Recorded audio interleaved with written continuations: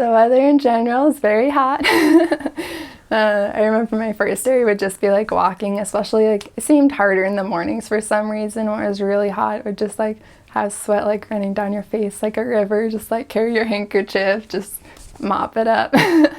But sometimes like it'd be really hot and then you'd get like a Baguio, like the typhoon.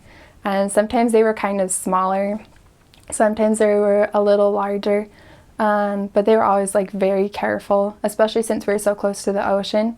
A few times we had to evacuate more inland to a different sister's apartment. I think especially after Typhoon Yolanda, the church is very careful with their missionaries and just like taking all safety precautions to make sure that no one is hurt.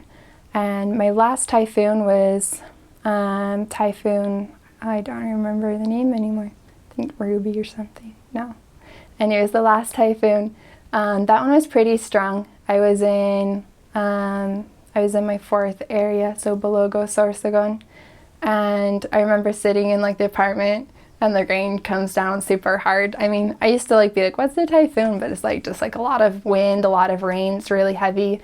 And on top of our apartment, we had a little shed made out of like sheet metal cinder block.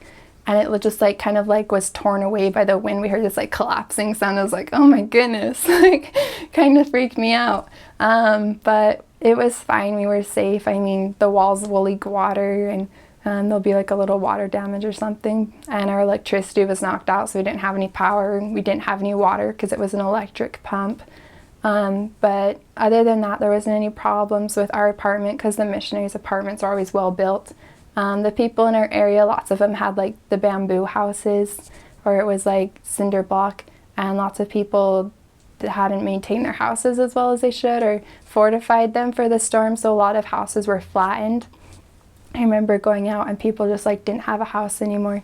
They just like had their belongings. They're just sitting there eating lunch, like would offer to help and they'd be like, oh no, it's fine, like this happens all the time. They're just like used to it, which is different for like me as an American, just like, no, this isn't different, like we can help you. But they're like, oh, it's okay.